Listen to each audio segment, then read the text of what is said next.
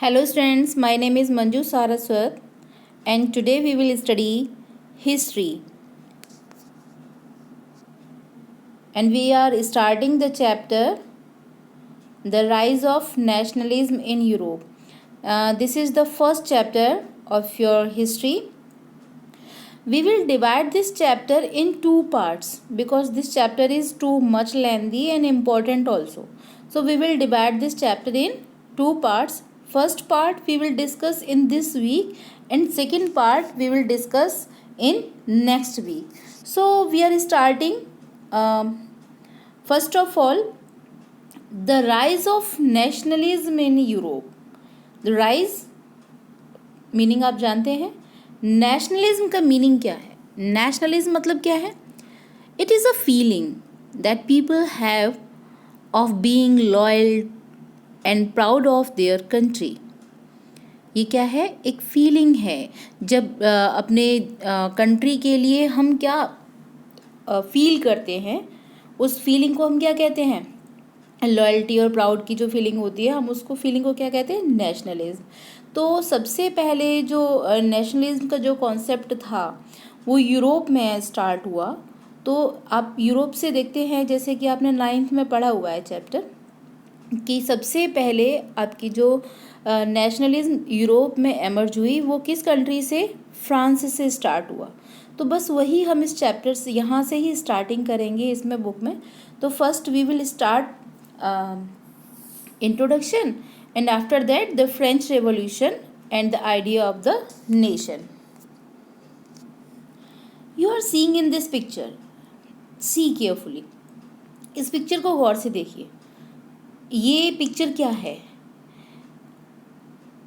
इन 1848 में Frederick Sorio, ये एक फ्रेंच आर्टिस्ट हैं, इन्होंने एक 4 प्रिंट की सीरीज़ तैयार की थी. इनका एक ड्रीम वर्ल्ड था. ड्रीम वर्ल्ड होता है ना, जस्ट इमेजिनेशन, है ना. तो इनका एक ड्रीम वर्ल्ड था जिसको कि इन्होंने नाम दिया था डेमोक्रेटिक एंड सोशल रिपब्लिक्स. तो इसकी इन्होंने क्या तैयार की थी? 4 प्रिंट सीरीज़ तैयार की थी. 4 प्रिंट तैयार किए थे. जो फर्स्ट प्रिंट है जो इसमें दिखाया गया है, सीरीज़ का जो फर्स्ट प्रिंट है वो इसमें दिखाया गया है. आप उसमें देखिए कि shows the people of Europe and America. इसमें फर्स्ट प्रिंट में क्या दिखाया गया है? अमेरिका और यूरोप के जो लोग दिखाए गए हैं, उसमें मैन हैं, विमेन हैं, सभी एजेस के लोग हैं और सभी सोशल क्लास के, मिडिल रिच, सभी सोशल क्लासेस के लोग भी हैं, जो एक चेन में मार्च करते हुए जा रहे हैं, offering homage to Statue of Liberty. Statue of Liberty को क्या करते जा रहे हैं? ये आपको स्टैचू ऑफ लिबर्टी दिखाई दे रही है. स्टैचू ऑफ लिबर्टी को ये लोग क्या करते जा रहे हैं? रेस्पेक्ट देते हुए जा रहे हैं, उनको वंदना करते हुए जा रहे हैं, है ना. तो यहाँ से ये गुजरते जा रहे हैं. ठीक है. तो अब क्या है कि एज यू वुड रिकॉल, जैसे कि हम जानते हैं कि क्या वो बोलते हैं कि जो पुराने टाइम के, जो एंशिएंट टाइम के जो आर्टिस्ट हुआ करते थे, उन्होंने जो लिबर्टी को कैसा फीमेल फिगर दिया है? क्या दिया है? फीमेल फिगर दिया है. एलिगरी बोलते हैं इसको. क्या बोलते हैं? एलिगरी. एलिगरी यानी कि जस्ट कोई चीज़ सपोज जो होती नहीं है, एग्जिस्ट नहीं करती है वर्ल्ड में, रियलिटी में, बट जस्ट इमेजिनेशन के बेस पर उन्होंने क्या दिया? मदरलैंड को या कंट्री को फीमेल फिगर दिया गया था. आर्टिस्ट ने फ्रेंच रेवोल्यूशन के दौरान जो पर्सोनिफाइड किया था लिबर्टी को, तो उसको फीमेल फिगर दिया गया था. तो यहाँ पर क्या है कि इनके हाथ में एक मशाल दी हुई है, टॉर्च ऑफ एनलाइटमेंट, एंड उनके एक हाथ में क्या है? मशाल है, टॉर्च ऑफ एनलाइटमेंट, और क्या है? एनलाइटमेंट, और क्या है? Charters of the rights. यानी कि चार्टर्स ऑफ द राइट, जो लोग हैं, जो इसमें उन लोगों को क्या मिला, जो अधिकार मिले होते हैं, जो राइट्स मिले होते हैं, उसका जो डिक्लेरेशन होता है उसको क्या कहते हैं? Charter of the rights.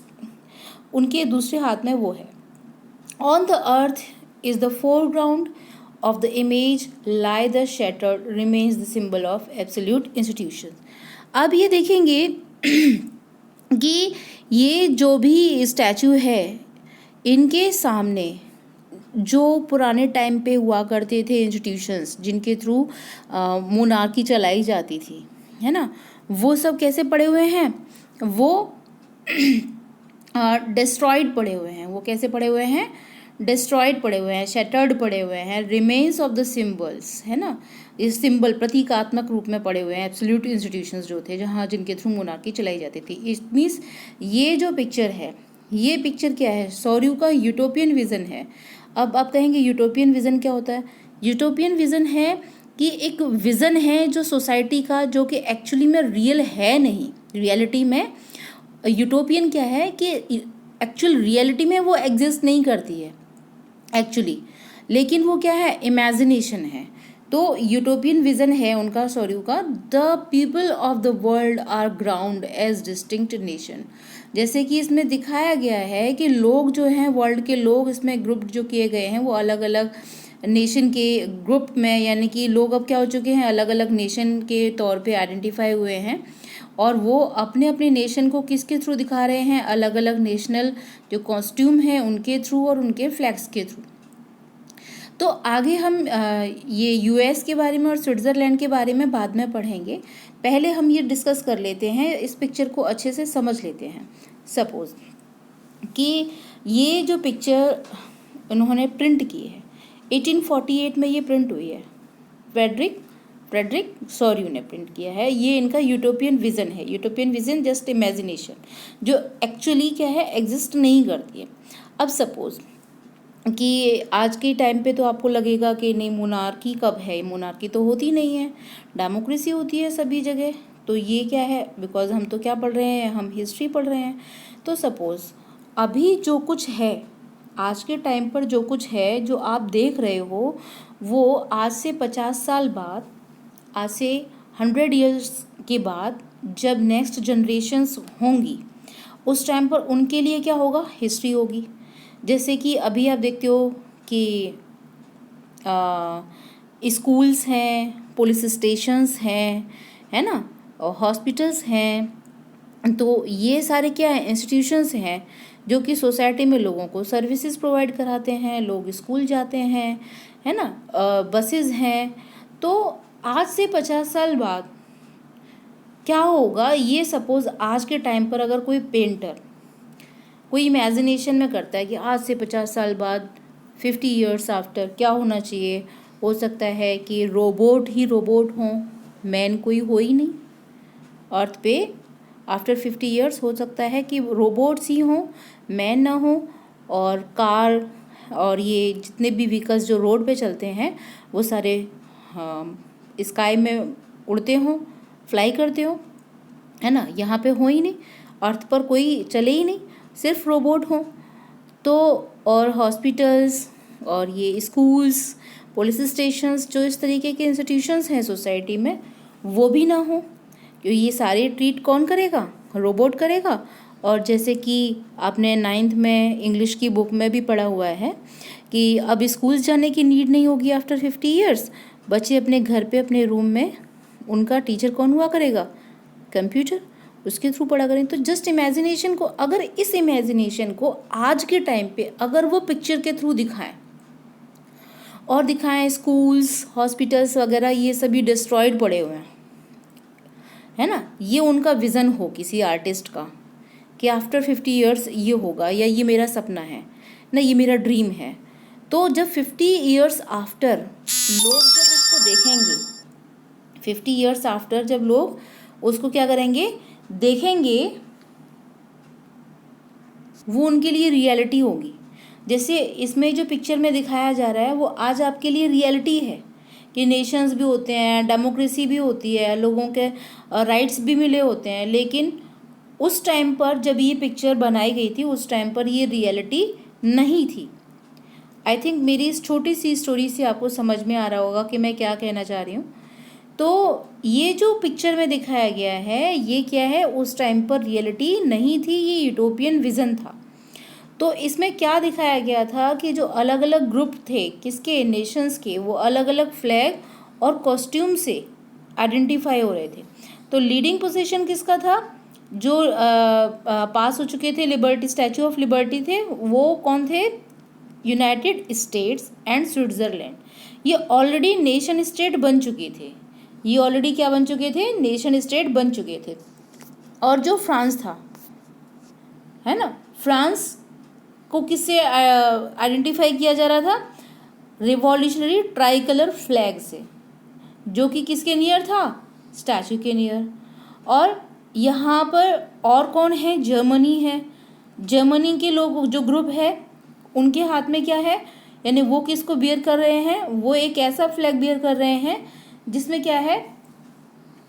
Black, red and gold flag. This question may come in examination. आप इस सीक्वेंस को भी याद रखिएगा, black, red and gold flag. Okay, अब क्या हो रहा है कि इंटरेस्टिंगली इसमें क्या है कि at this time when Sorrieu created this image, जिस टाइम पर शौर्य ने ये इमेज क्रिएट की थी, German people did not yet exist as a united nation.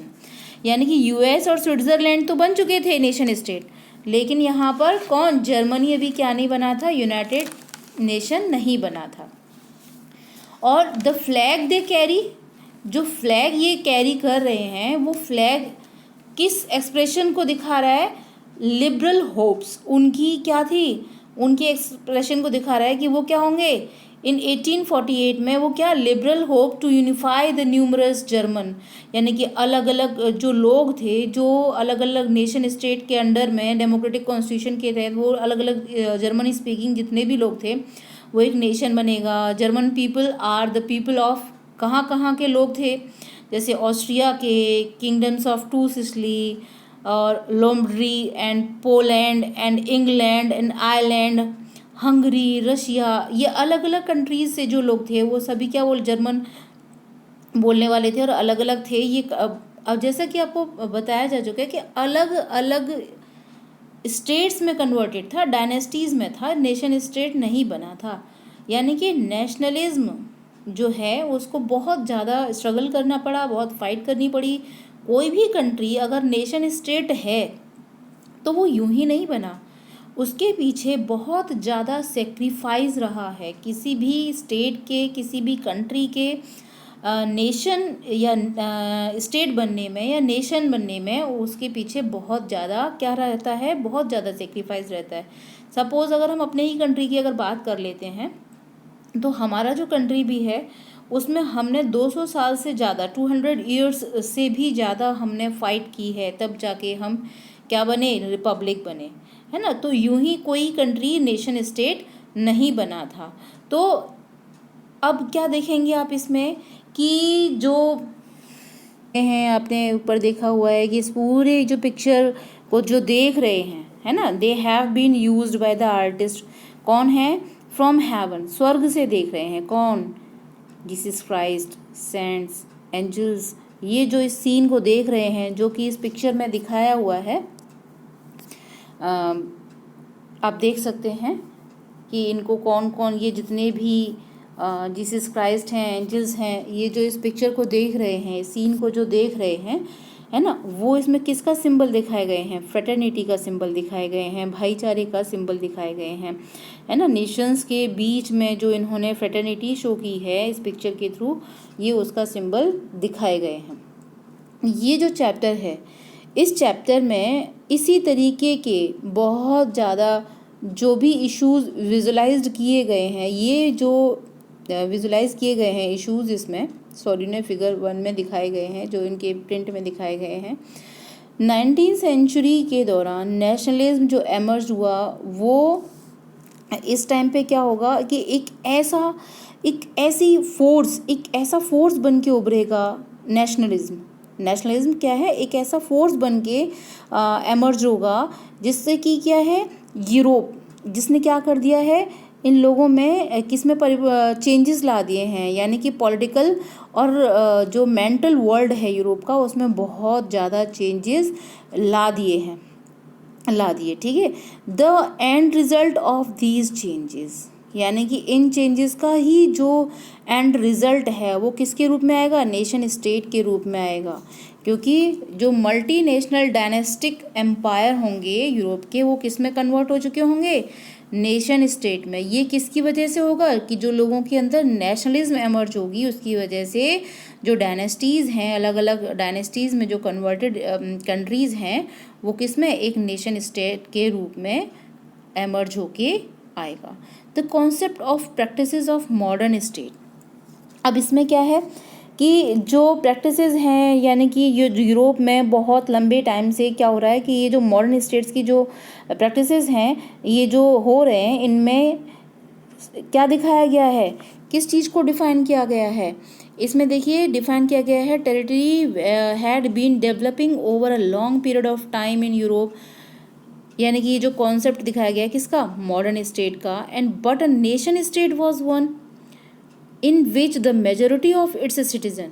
Nation state क्या दिखाया गया है इसमें, लेकिन जो नेशन स्टेट है ना, वो न केवल उसके जो रूलर हैं उनको, बल्कि जितने भी ज़्यादातर जो सिटीज़न हैं, है ना, वो सब अपने इसमें क्या करेंगे, एक अपनी आइडेंटिटी, अपना जो इनकी हिस्ट्री है ना, वो सब क्या इसमें ये करेंगे, शेयर्ड हिस्ट्री और डिसेंट। यानी कि ये क्या है, ये है नेशन स्टेट। वो क्या है कि नेशन स्टेट होता क्या है कि नेशन स्टेट में लोग जितने भी उसके रहने वाले सिटीज़न हैं वो, और बल्कि क्या शासक जो हैं उसके, वो एक sense of common identity and shared history, है ना, ये इसको हम क्या कहेंगे, नेशन स्टेट कहेंगे, जिसमें कि लोग ज़्यादातर मेजॉरिटी जो है अपना क्या पहचान एक, यानी कि जैसे अभी हम लोग बोलते हैं नेशन है क्या है, इंडिया। तो हम यहाँ पर अपने आप को, चाहे ना हम मराठी नहीं हैं, हम लोग गुजराती नहीं हैं, हम लोग राजस्थानी, हम लोग अपने आप को क्या बोलते हैं, जस्ट इंडियन। तो यहाँ पर उनकी क्या होगी, एक शेयर्ड आइडेंटिटी होगी। And this commonness did not exist from time immoral. और ये जो इनकी जो ये चीज़ होगी, ये जो फीलिंग है, ये जो किसको क्या बोलते हैं, जो एक दूसरे के साथ शेयर करने की जो फीलिंग है, वो बहुत टाइम से नहीं थी। ये क्या है, पहले से नहीं थी ये लोगों के अंदर ये फीलिंग। ये कब से थी कि जो लीडर्स हैं, है ना, ये उन लोगों ने क्या किया है, स्ट्रगल किया है। ये उनके कॉमन पीपल के लीडर के स्ट्रगल का नतीजा है कि लोग अपने आप को क्या फील करने लगे हैं, एक नेशन स्टेट से रिलेटेड फील करने लगे हैं। ये चैप्टर में क्या होगा कि अलग अलग इस तरीके के बहुत सारे ऐसे इश्यूज़ होंगे जो कि हम इसमें डिस्कस करेंगे। चलिए अब डिस्कस कर लेते हैं French revolution and the idea of the nation. As I have already told you कि जो नेशनलिज्म की फर्स्ट फीलिंग थी यूरोप में, सबसे पहले कहाँ एमर्ज हुई थी, फ्रांस में, है ना। तो फ्रांस में क्या था, अब ये तो आप 9th में चैप्टर पढ़ ही चुके हैं।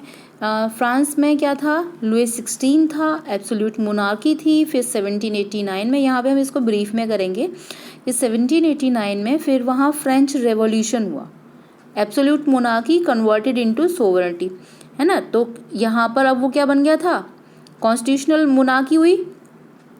तो अब उसके बाद वहाँ पर रेवोल्यूशन के द्वारा ही ये प्रोक्लेम किया गया कि अब जो लीडर बनाने की जो पावर होगी, यानी कि नेशन का जो डेस्टिनी होगी, वो किसके हाथों में होगी, वो लोगों के हाथों में होगी ना। तो यहाँ पर लोगों को क्या दिए गए थे, कुछ राइट्स दिए गए थे। तो लोगों के अंदर कलेक्टिव जो आइडेंटिटी का सेंस डेवलप करने के लिए जो भी चेंजेस किए गए थे, या हम बोल सकते हैं कि यहाँ पर फ्रेंच रेवोल्यूशनरीज के द्वारा काफ़ी चेंजेस जो है स्टार्टिंग में ही कर दिए गए थे। तो वो कौन कौन से चेंजेस थे जो कि इन फ्रांस में किए गए थे आफ्टर मोनार्की।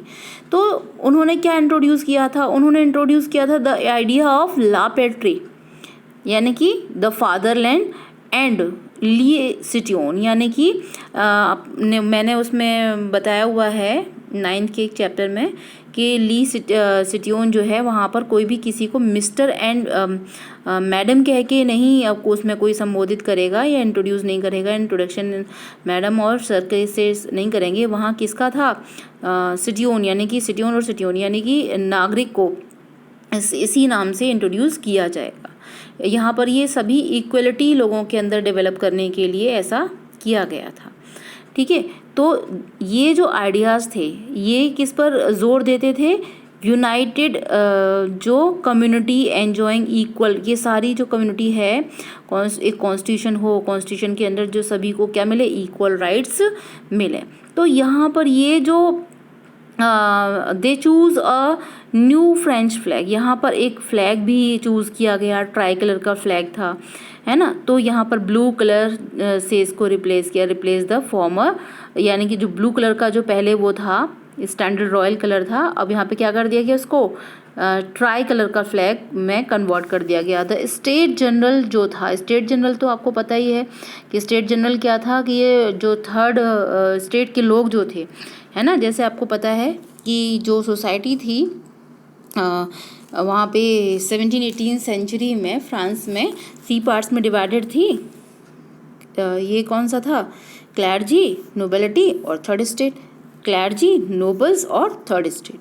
ठीक है, तो क्लर्जी वो लोग थे जो कि किससे बिलोंग करते थे, रोमन कैथोलिक चर्च से बिलोंग करते थे। नोबल यानी कि ये लोग वो लोग थे जो कि प्रिविलेज्ड क्लासेस थी, ये दोनों ही प्रिविलेज्ड क्लासेस थी, और ये जो है मिलिट्री में ऑफिसर्स या कुछ ना कुछ पोजीशंस उनके हाथ में थी। और जो थर्ड स्टेट था वो भी 3 पार्ट्स में डिवाइडेड था।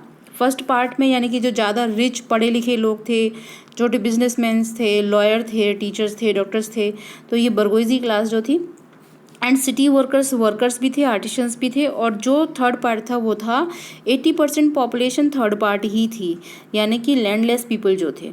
ठीक है, तो इस तरीके से ये सोसाइटी क्या थी, इस तरीके से डिवाइडेड थी। ये आप वो ये 9th में पढ़ाया जा चुका है। तो यहाँ पर क्या था कि ये थर्ड स्टेट के जो लोग थे, है ना, स्टेट जनरल इलेक्ट किया गया था body of the active citizen के द्वारा।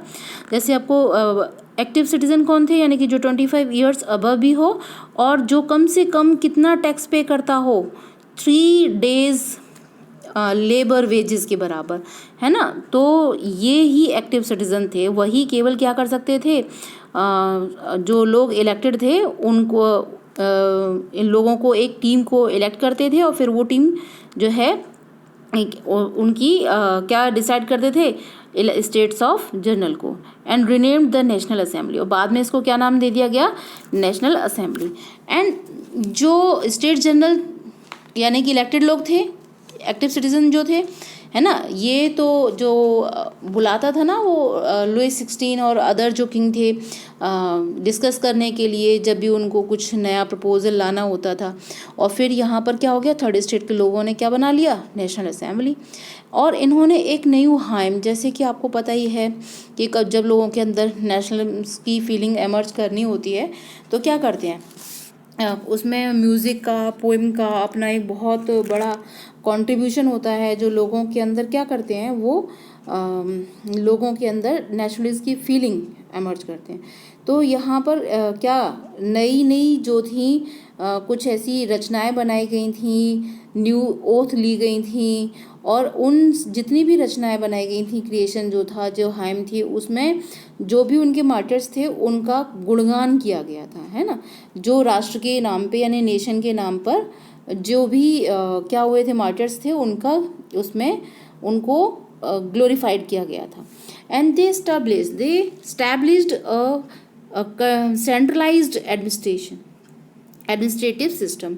और जो फ्रेंच रिवॉल्यूशनरीज थे उन्होंने जो मेजरमेंट किए थे, जो सुधार किए थे, उसमें उन्होंने सेंट्रलाइज्ड एडमिनिस्ट्रेटिव सिस्टम पर ज़्यादा जोर दिया। और सबके लिए क्या बनाए, एक जैसे लॉज बनाए, सभी सिटीज़न के लिए कैसे बनाए, एक जैसे लॉज बनाए, कोई डिस्क्रिमिनेशन नहीं। जैसे पहले आपको पता है कि ये जो 2 स्टेट थे हमारे, क्लर्जी और नोबल्स जो थे, ये प्रिविलेज्ड क्लासेस थी, है ना, और जो टैक्स पेयर थे वो थर्ड स्टेट के लोग थे। तो यहाँ पे क्या था, सभी के लिए क्या बनाए गए थे, एक जैसे लॉज बनाए गए। ओके, तो और फिर क्या किया था इन्होंने कि they adopted a uniform system of weight and measure the abolished internal customs duties and use. और यहाँ पर जो कुछ ड्यूटीज़ लगी हुई थी, कुछ टैक्स पे करने पड़ते थे, वो अलग अलग तरीके के टैक्स कौन कौन से थे ये आगे आगे अभी हम पढ़ेंगे। और वो बहुत तरीके के जो टैक्सेस थे वो नेपोलियन के द्वारा रिड्यूस कर दिए गए, ख़त्म कर दिए गए थे। And they promoted the French over the regional dialects. और उन्होंने जितनी भी भाषाएं थी, यानी कि जो लैंग्वेजेस थी जो वहाँ पर बोली जाती थी, है ना, जैसे पेरिस में फ्रेंच जैसी लिखी जाती थी, उनको क्या बना दिया गया, वहाँ की जो राष्ट्र की वहाँ पर क्या बना दिया गया, उनको लैंग्वेज बना दिया गया। ठीक है, ये सभी जो लोगों के द्वारा वो फॉलो की जाती थी। ठीक है, अब इसके बाद हम देखते हैं कि जो रेवोल्यूशनरीज हैं, जो हैं, उन्होंने क्या डिक्लेयर किया कि ये उनका क्या है, मिशन है। उनका क्या है, मिशन है कि फ्रांसीसी जो नेशन है वो क्या है कि ये उन लोगों का गोल है कि वो क्या करेंगे, यूरोप के लोगों को क्या कराएंगे, उनके जो मोनार्की है उससे लोगों को मुक्त करेंगे या लोगों को फ्री कराएंगे, लिबरल कराएंगे। ठीक है, डेस्पोटिज्म से क्या कराएंगे, यूरोप के लोगों को फ्री कराएंगे, ये उनका मिशन है। तो दूसरे वर्ड्स में बोले तो वो लोगों की, यूरोप के दूसरे लोगों की या यूरोप के दूसरे कंट्रीज़ की नेशन बनने में हेल्प करना चाहते थे। जब ये इवेंट की न्यूज़ जहाँ जहाँ पहुँची अलग अलग सिटीज़ में, यूरोप के सिटीज़ में, है ना, तो स्टूडेंट्स और जितने भी अदर मेंबर्स थे, एजुकेटेड लोग जो थे, तो वो उसी तर्ज पे, उसी वे में क्या कि भाई फ्रांस में ऐसा हुआ है, तो फिर उन्होंने भी वो उसी को फॉलो करने की कोशिश की, यानी कि वहाँ पर उन्होंने जैकोबिन क्लब्स जो थे वो सेटअप किए। तो देयर एक्टिविटीज़ एंड कैंपेन्स, तो यानी कि उनकी जो एक्टिविटीज़ थी कि जैकोबिन क्लब्स बना रहे हो, वही वे वो फॉलो कर रहे हैं कि भाई फ्रांस भी क्या हो गया है, वहाँ पे रिपब्लिक हो चुका है, तो चलो यहाँ पर भी किया जा रहा है, जहाँ पर भी मोनार्कीज थी, डेस्पोटिज्म थी, तो ये जो है उन लोगों के लिए रास्ता तैयार किया था। किसके लिए, जैसे हॉलैंड में, बेल्जियम में, स्विट्ज़रलैंड में, है ना, ये यहाँ पर 1790 में इन्होंने क्या तैयार किया था, इनके लिए एक रास्ता तैयार किया था इटली में, कि वहाँ पर वो फ्रेंच आर्मीज़ के वेलकम के लिए, कि फ्रेंच आर्मीज़ तो वैसे भी किसकी कैंपेनिंग के लिए, एक्टिविटीज़ और कैंपेनिंग के लिए, नेशनलिज्म के लिए, लोगों की हेल्प करने के लिए, है ना, कि वो डेस्पोटिज्म से किसमें, मोनार्की को किसमें, डेमोक्रेसी में चेंज करने के लिए लोगों की हेल्प करेंगे, ऐसा उन्होंने मिशन बना था अपना। With the outbreak of the revolutionary war, अब यहाँ पर क्या हो गया था, रिवोल्यूशनरी वॉर स्टार्ट हो गए थे, और जो French armies began to carry the idea, और इस तरीके से फ्रेंच आर्मी जो थी अपना ये जो नेशनलिज्म का जो आइडिया था उसको लेकर कहाँ पर, विदेशों में भी, फॉरेन में भी इस नेशनलिज्म के कॉन्सेप्ट को उन्होंने फैलाया और लोगों की डेस्पोटिज्म से निकलने में हेल्प की। अलग अलग कंट्रीज़ को डेस्पोटिज्म को ख़त्म करने के लिए, मोनार्की को ख़त्म करने के लिए उनकी हेल्प की। तो जैसे ही यहाँ पर हम देखेंगे कि जो नेपोलियन है ना, नेपोलियन का इधर क्या होता जा रहा था, बढ़ता जा रहा था कंट्रोल, है ना। तो अब आप ये कहोगे कि मैम आप ये दो तरीके की बातें कैसे कर रहे हो, कि नेपोलियन का जो टाइम था, अगर आप टाइम पीरियड के बारे में बात करें तो नेपोलियन का जो टाइम था वो कौन सा टाइम था, 1804 में वो क्या बना, 1804 में वो नेपोलियन कोड लेके आया, और 1804 में उसने अपने आप को फ्रांस का क्या बनाया था, एम्परर भी घोषित कर दिया था, और 1815 में वो डिफीट हो गया, है ना। तो यहाँ पर कि क्या चल रहा है, उसने जो मोनार्की, उसने जो नेपोलियन ने कुछ रूल्स रेगुलेशंस बनाए, यानी कि उसने क्या कर दिया, फ्रांस के दोबारा से वहाँ पर क्या ला दी थी, उसने इंट्रोड्यूस कर दी monarchy through a return to, जैसे जैसे उसने यूरोप में कंट्रोल किया, नेपोलियन ने क्या किया, बहुत सारी जगह पे कंट्रोल कर लिया, लेकिन और फिर क्या किया उसने कि वहाँ पर मोनार्की सेटअप कर दी। लेकिन उसने ये भी माना कि जो वहाँ पर जो फ्रांस में उसने मोनार्की को हटा दिया, डिस्ट्रॉय कर दिया, लेकिन उसने क्या किया कि अपने उसमें चेंजेस भी किए, कुछ प्रिंसिपल्स उसने ऐसे रखे थे, कुछ उसने चेंजेस ऐसे किए जिससे कि लोगों को वो क्या लगने लगा कि ये मॉडर्नाइज करेगा यूरोप को, यानी कि लोगों को जो डेमोक्रेसी में जो दिखाई दे रहा था, जो रूल्स रेगुलेशंस थे, जैसे कि जो लैंडलेस पीपल हैं उनको बहुत ज़्यादा जो मैनोरियल ड्यूज़ वगैरह हैं वो सब हटा दिए, तो उनको क्या लगने लगा कि अब नेपोलियन ही क्या करेगा, उसको मॉडर्नाइज करेगा यूरोप को। तो 1804 में जब इसने अपने आप को एम्परर वहाँ का डिक्लेयर किया, फ्रांस का, है ना, नेपोलियन ने, तो उसने कुछ कोड तैयार किया, यानी कि कुछ उसने चेंजेस किए थे। वो क्या चेंजेस थे, ये देखिए कि उसने जो बाय बर्थ प्रिविलेजेस मिले हुए थे ना, जैसे क्लर्जी और नोबल्स को मिले हुए थे, तो वो जो थे उनको क्या कर दिया उसने, did away with all privileges को ख़त्म कर दिया और इस्टेब्लिश इक्वलिटी, और सभी लोगों के बीच में, चाहे कानून को लेकर, है ना, लॉ को लेकर और प्रॉपर्टी के राइट्स को लेकर उसने वहाँ पर इक्वलिटी सेटअप की। और ये जो कोड था ये जहाँ जहाँ पर फ्रेंच का कंट्रोल था उन सभी रीजन्स में पहुँचाए गए। एंड द डच रिपब्लिक, और जैसे कि इटली और जर्मनी, ये सभी एरिया में नेपोलियन ने सिंप्लीफाइड किया एडमिनिस्ट्रेशन के डिवीज़न को। अब जैसे कि कैसे उसने अबॉलिश कर दिया फ्यूडल सिस्टम। ये फ्यूडल सिस्टम क्या होता है, जैसे कि आपने बहुत सारी मूवीज़ में देखा होगा, सीरियल में देखा होगा कि जो ज़मींदार टाइप के लोग हुआ करते थे, सारी ज़मीनें वो होल्ड करते थे, है ना, और फिर उन ज़मीनों को वो क्या देते थे, खेती के लिए दिया करते थे। तो जिन लोगों को देते थे वो उनको सर्विस प्रोवाइड किया करते थे, उसके बदले में क्या दिया करते थे, सर्विस प्रोवाइड किया करते थे और टैक्स भी देते थे। तो ये पीजेंट्स को इन सर्फडोम और मैनोरियल ड्यूज से उन्होंने क्या कर दिया, मुक्त कर दिया या फ्री कर दिया। सर्फडोम तो वही है कि एक कौन होता है, ये एक तो जो होल्डर होते हैं ना, लैंड होल्डर जो होते हैं, वो लैंड होल्डर्स, जैसे अभी हम सर्फडोम फ्यूडलिज्म से ही रिलेटेड है ये, कि ये फ्यूडलिज्म क्या है, जैसे फ्यूडल सिस्टम क्या है, ये एक ऐसा सिस्टम है कि जिसमें कि जो लैंड होल्डर है वो टेनेंट्स यानी किराएदार को ज़मीन प्रोवाइड कराता है, किसके बदले में, वो जिससे कि उसको सर्विसेज मिले, टैक्स मिले, लॉयल्टी मिले। और सर्फडोम क्या है, एक तरीके से वो उनके दास बन जाते थे जो उनको फ्री सर्विसेज प्रोवाइड कराया करते थे, ठीक है, जो टेनेंट्स हुआ करते थे। तो जो टाउन में भी गिल्ड्स हुआ करते थे, यानी कि कुछ एसोसिएशन होते थे जिनको कि क्या मिला हुआ था, मोनोपोली राइट मिला हुआ था। वो गिल्ड्स को भी उन्होंने क्या कर दिया, रिमूव कर दिया, सर्फडोम को रिमूव कर दिया और मैनोरियल ड्यूज को रिमूव कर दिया। तो ये जो गिल्ड्स एसोसिएशन जो हुआ करते थे, ये किसी दूसरे को, नए व्यक्ति को बिजनेस नहीं करने देते थे। जो इनको मोनोपोली राइट मिला हुआ था तो केवल वही ये फिक्स करेंगे, लेबर इन्हीं के लिए वर्क करेगी। तो इनको गिल्ड्स को भी उन्होंने रिमूव कर दिया। ट्रांसपोर्टेशन और कम्युनिकेशन सिस्टम को इम्प्रूव किया, किसने, नेपोलियन ने। ट्रांसपोर्टेशन और जो इसको कम्युनिकेशन सिस्टम को इम्प्रूव किया।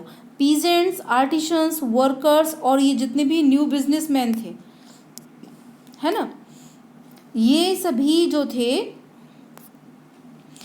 इन्होंने जो नया फ्रीडम जो मिली थी उनको, ये जो नई फ्रीडम मिली थी इनको, इन्होंने इसको क्या किया, बहुत एंजॉय किया। और बिजनेसमैन और स्मॉल स्केल प्रोड्यूसर्स जो थे वो पर्टिकुलर, वो क्या रियलाइज़ करने लगे थे कि अब ये जो लॉज हैं, वेट मीजरिंग सिस्टम है, एक्चुअली होता क्या था, कि इसको भी आप डिटेल में आगे इस चैप्टर में पढ़ेंगे कि हर एक स्टेट में अलग अलग मीजरिंग और वेट सिस्टम होता था।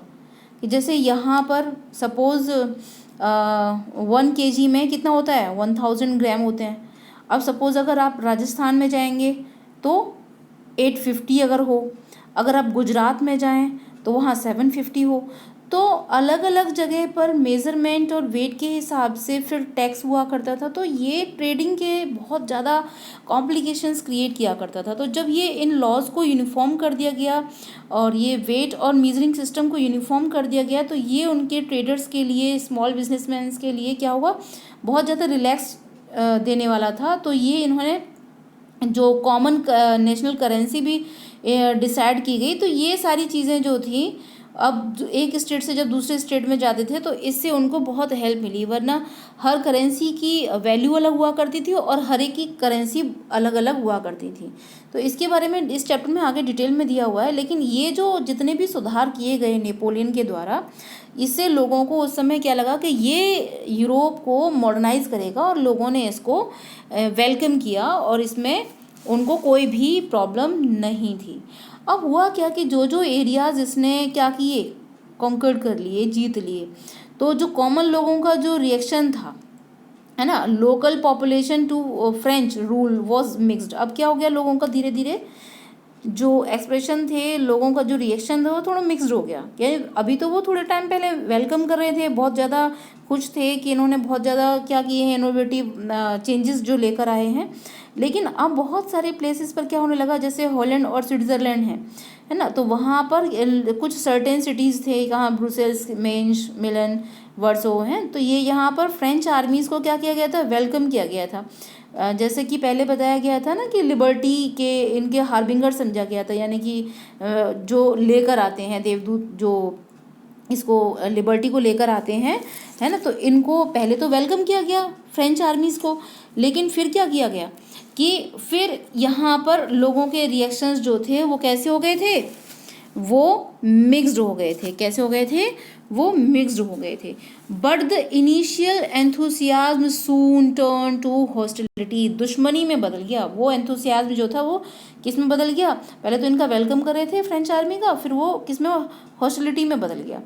As it became clear that the new administrative arrangement did not go hand in hand with the political freedom, एक तरफ तो लोगों को पॉलिटिकल फ्रीडम मिल रही थी, तो दूसरी तरफ ये जो एडमिनिस्ट्रेटिव अरेंजमेंट किया जा रहा था वो जो है उससे लोग खुश नहीं थे।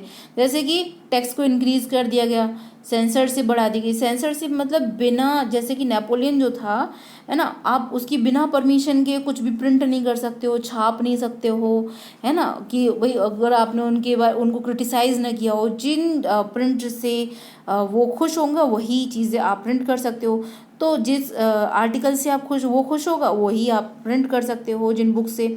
तो इस तरीके से जो टैक्सेशन बढ़ा दिया गया, सेंसरशिप बढ़ा दी गई, और जो फोर्सफुली रिक्रूटमेंट किया जा रहा था फ्रेंच आर्मी में, फोर्सफुली कॉन्स्क्रिप्शन जो किया जा रहा था, कॉन्स्क्रिप्शन यहाँ पर ये क्या है कि रिक्रूटमेंट है, लोगों को ज़बरदस्ती सेना में भर्ती करना।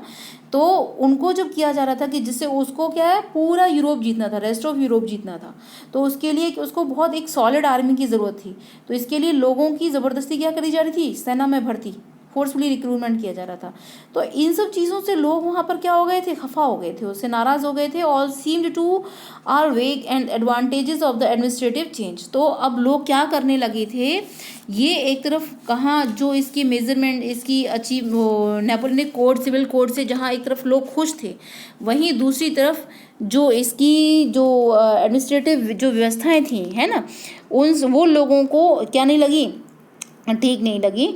और इस तरीके से लोग कहीं ना कहीं क्या होने लगे कि जो एडमिनिस्ट्रेटिव चेंजेस थे उनसे कहीं ज़्यादा उन लोगों को उनमें क्या नज़र आने लगी, जो प्रॉब्लम्स थी, जो लॉस थे, वो लोगों को बहुत ज़्यादा नज़र आने लगे। तो इस तरीके से ये यूनिट यहीं ख़त्म होती है ना। तो अब जो नेक्स्ट यूनिट है वो हम पढ़ेंगे, making of the nationalism in Europe. Watch in next video. So we will discuss about the Europe and rest of countries। और फ्रेंच के बारे में और डिटेल में जानने के लिए आप इसी चैनल के 9th क्लास का चैप्टर दोबारा रीड कर सकते हैं, फ्रेंच रेवोल्यूशन।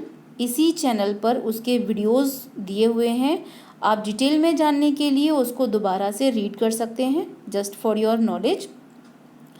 और इसमें भी फ्रेंच का जो है थोड़ा सा फ्रांस का डिस्क्रिप्शन दिया हुआ है, वो ब्रीफ में ही है।